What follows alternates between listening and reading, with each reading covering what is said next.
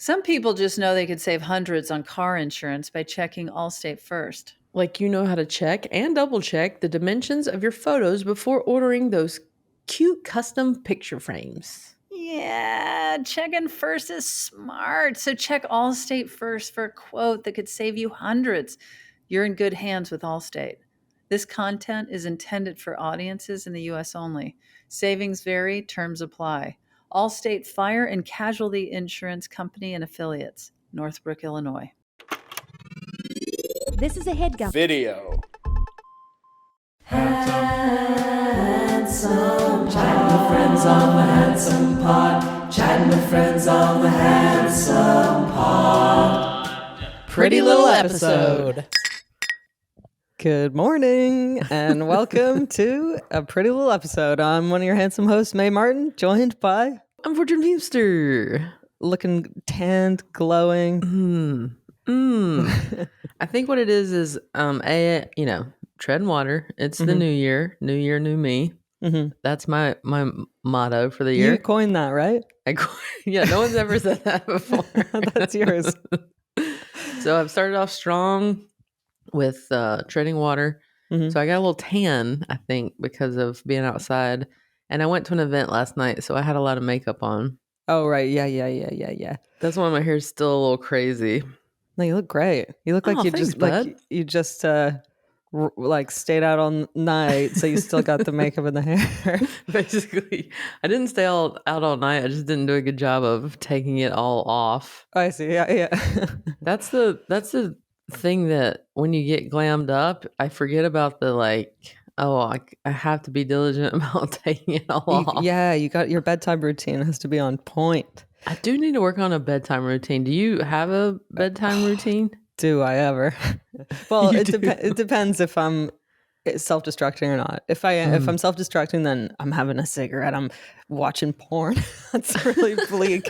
But if I am in a good place, then I'm using a toner and cleanser and serum and and porn and then have a cigarette. No, I'm not smoking this year. I've decided. Oh, new year, new you. New year, new me, and I coined that one.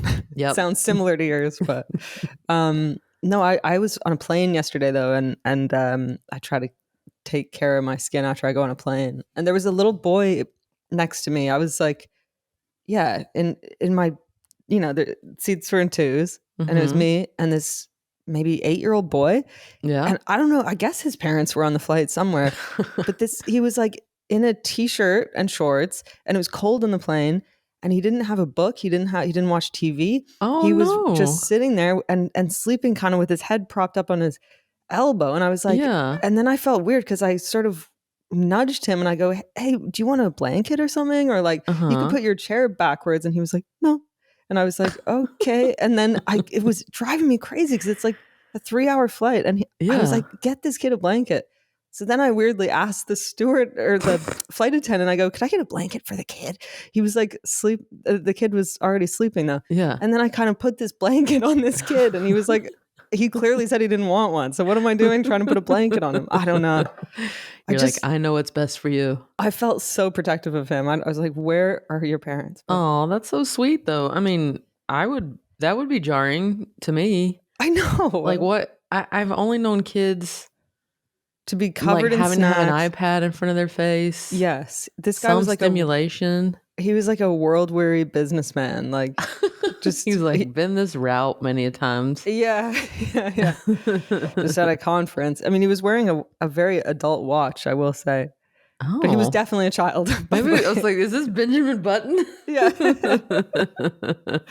But it is kind of refreshing to see a 8-year-old that's not addicted to entertainment or that's true games or whatever it is. Yeah, totally. He was wise. I mean, what did I do? I was like, I always have a book on my lap that I'm like, I'm gonna read this, and then I end up just watching some. Oh man, I watched one of the worst movies I think I've ever seen, but I won't say what it is. Oh really? No one we know is in it or anything, but it was just one of those things where you're like, man. Like this got made, this is crazy. And knowing how hard it is to get movies made, you're like, how did that happen? Exactly, because it was basically the plot of Memento. Like, guy has no memory, and he's Yeah. solving a murder, and then he's the murderer, Oh, yeah. basically. But it was Spoiler like, alert. oh yes, well, yeah, sorry. For unknown movie. Yeah. That is the funny thing about being out here for so long now.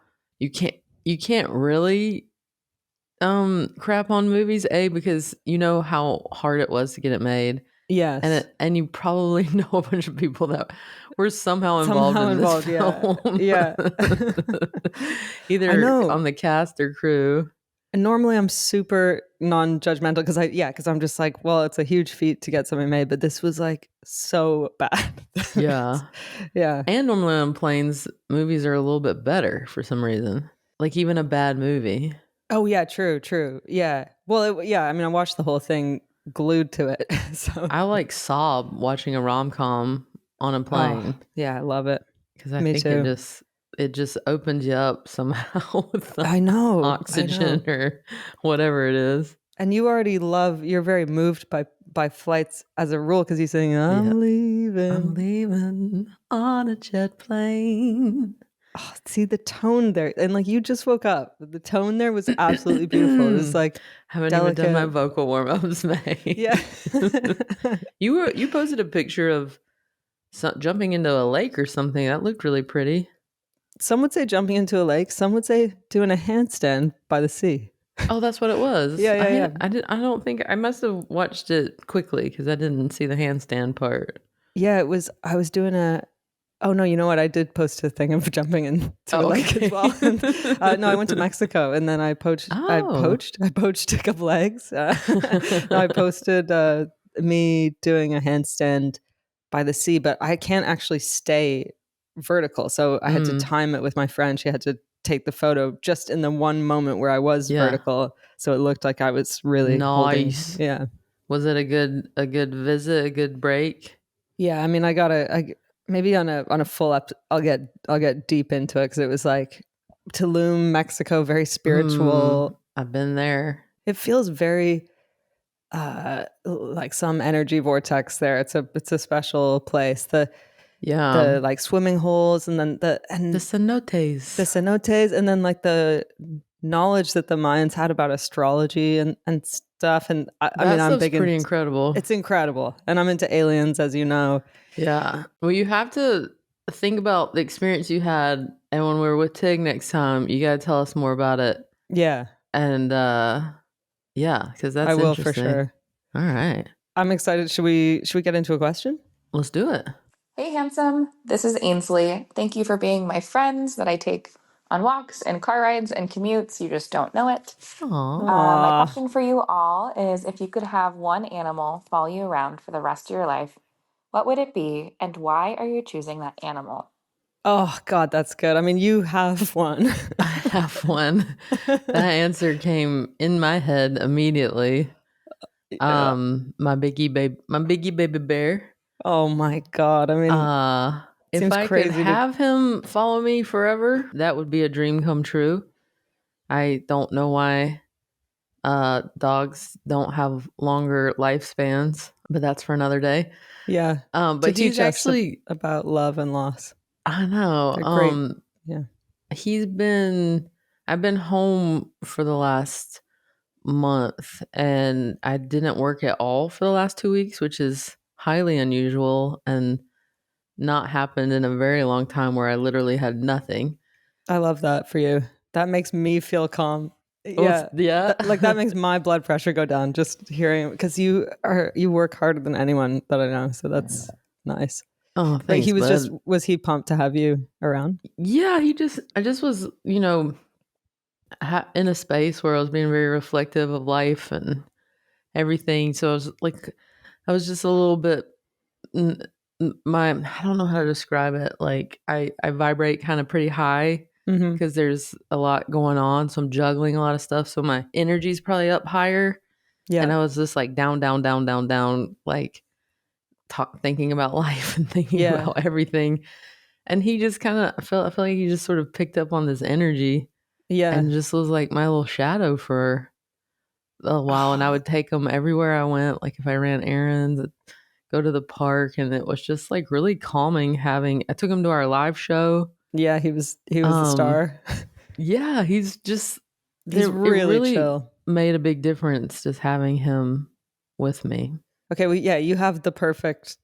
There's a word for like I'm thinking about the Golden Compass books where there's like, every human has their demon or their spirit, their familiar. It's like that's their animal that talks to them. Yeah, and yours is definitely big. Like you guys are twin souls. Mine would be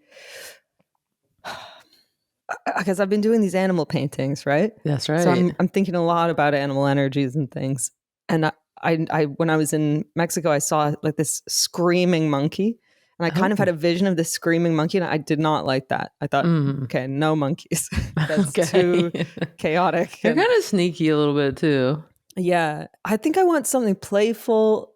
So I was gonna say like a sea otter, but then I thought it would feel kind of like having a child, like that playful toddler energy would be maybe exhausting after a while. Like I kind of want something wise that can also grounded spoon me, like a leopard or something.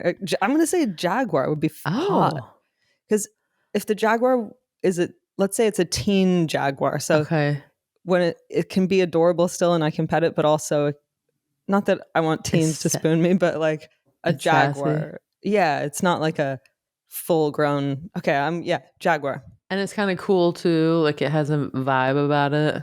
Oh, so mysterious hot. Vibe. Yeah. And y'all could be in paintings together. Where like you're shirtless and hugging the jaguar. Oh my God. Shirtless and hugging the jaguar. Imagine how that would feel like. Yeah, very that would handsome. Feel so nice.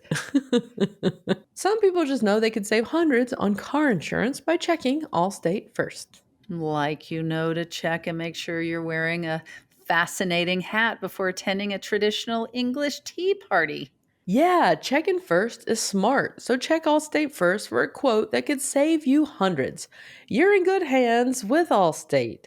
This content is intended for audiences in the U.S. only. Savings vary. Terms apply. Allstate Fire and Casualty Insurance Company and Affiliates, Northbrook, Illinois. And you could play with it like kind of wrestle and play fight. Yeah, I'm going to go jaguar. Okay. Hopefully it's tame and, I'll tame it. Okay. I believe it. Biggie was spooning me this morning, so I get that. Oh, so good. He's little, so his, he can't like properly do it, but I was on my side, so my legs are kind of pulled in, and he went in the nook between my legs. Oh my God. And just like nestled in. God, it's that's pretty nice. Great. That's incredible. Oh, what a great question. We're going Biggie and Jaguar. Biggie would be less obtrusive in your day-to-day life. The Jaguar would get in the way, but I think people would have to deal. It'd be hard to sneak a Jaguar into like dinner. Yeah. At a restaurant. It would have to pretend it was my coat or something, just like drape it around me. Let's hear what Ainsley said. My answer is a giraffe because they are wildly entertaining. And they're beautiful and they're goofy and somewhat practical because you'd have an extra mode of transportation and you wouldn't get lost in a crowd. And supposedly, the answer to this question represents what you look for in a life partner. So I'm excited to hear what y'all say. Oh. Thanks for being you. That put a whole new element into it. Oh my God. Don't you think? Yes, I think. And I think it's really told me a lot about myself, particularly because I want that slightly dangerous power, but that playfulness. And I said, I can tame it, which is like, is that what I want? I'm looking for a wild jaguar that I can attempt to tame. Jesus. Well, you can't have a boring, you definitely can't go boring. You need a little more excitement. So Ainsley wants a giraffe partner. Yeah, someone very tall. Kind of a goofball. Long neck. Yeah. Yeah. I guess Biggie would be like safe. Yeah, security. Security. Loyal, cuddly. Yeah. I think that tracks.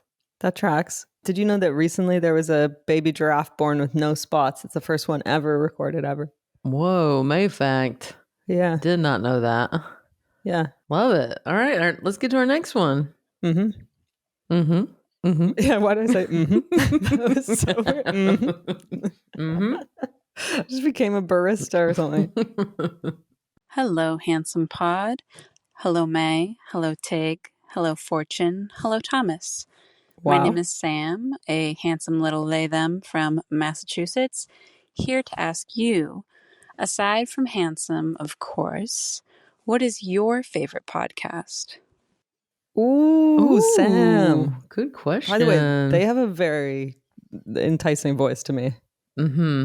I mean, agree. I'm a sucker for anyone using my name. Like it's anyone going, well, May. I mean, I'm like, oh, okay.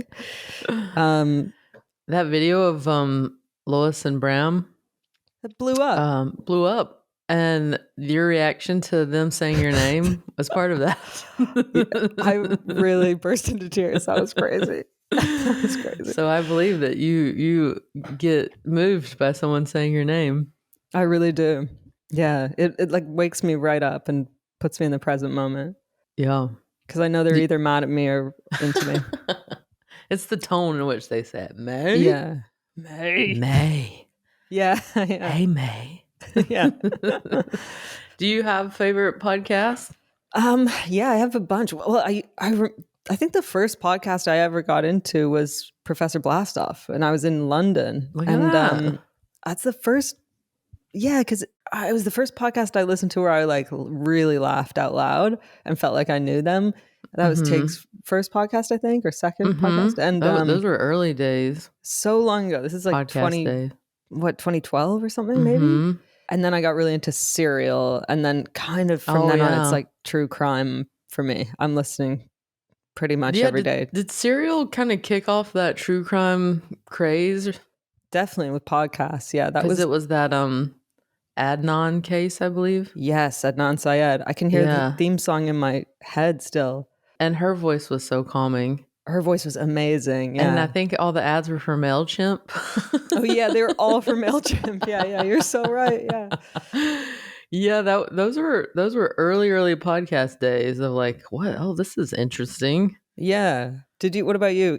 Do you remember like having a podcast used to be like the butt of a joke with comics? It was like, oh, you guys hear my podcast? Like, now it's presidential nominees are going on there. I know. I was kind of a late adapter to podcast, I think. I remember the first one I kind of clocked as being popular was My Favorite Murder. Mm-hmm. Yeah, I was deep into that. Because I'm friends with Karen Kilgariff and had known her for years doing stand-up, and I was always like, God, Karen's like the funniest person I know.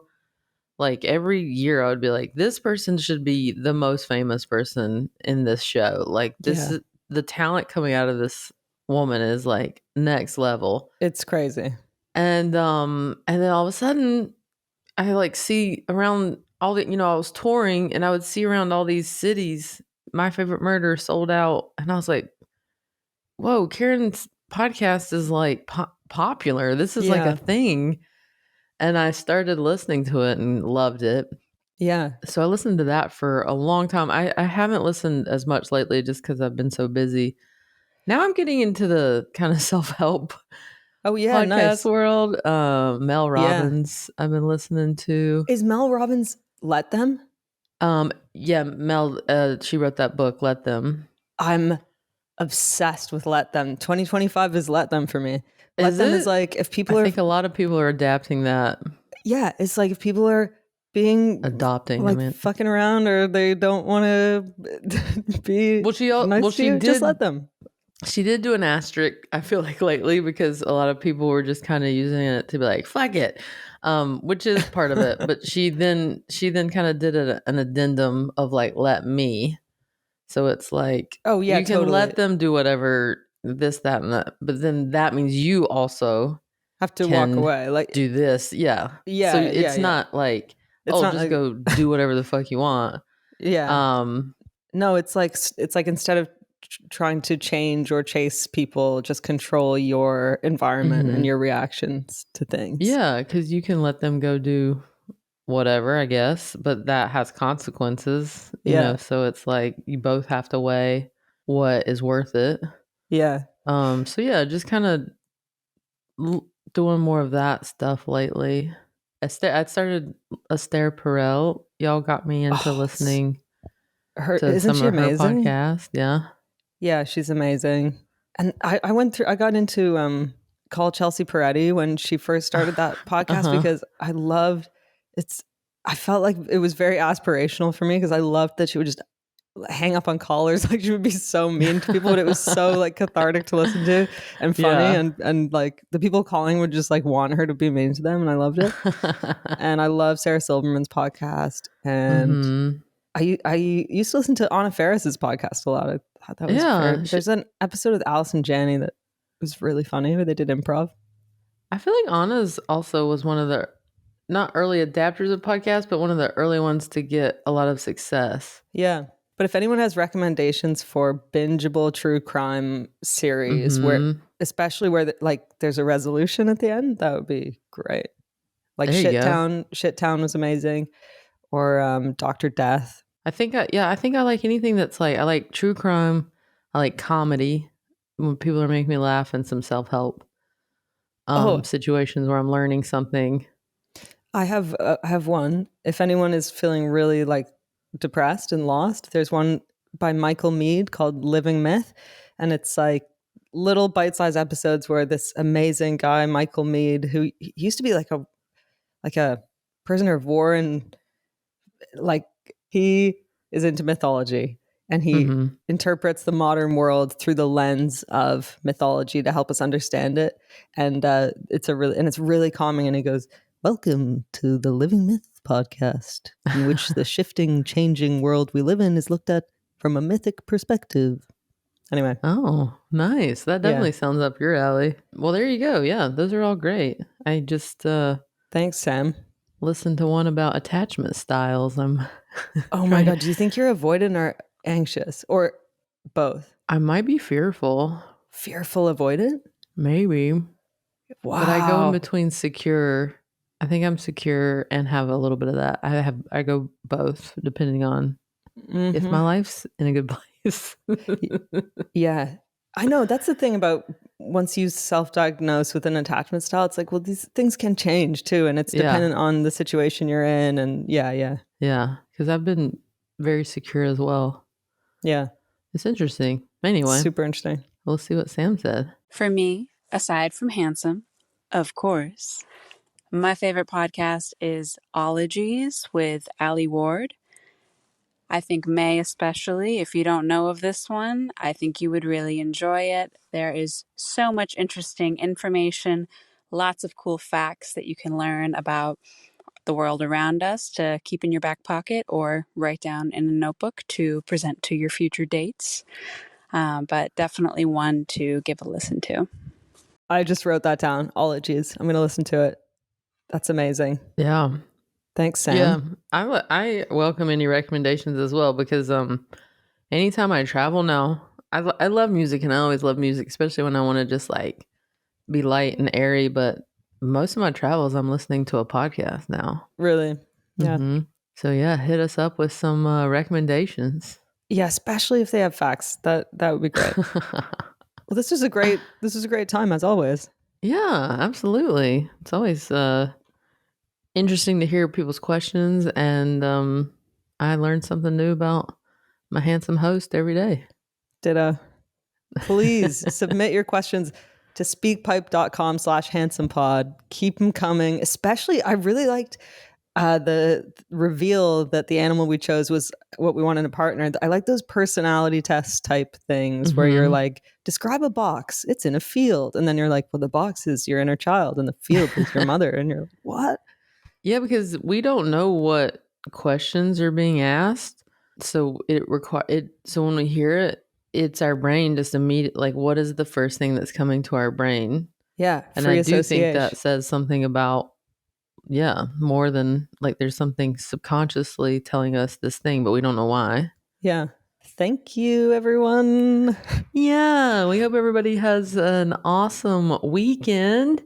Thank you for listening to this pretty little episode, and catch us on our full handsome episode on Tuesday, and keep, like May said, submitting your questions, get your handsome merch. And in the meantime, keep it pretty handsome. Some people just know they could save hundreds on car insurance by checking Allstate first. Like you know how to check your address book is still up to date before mailing out those thank you cards.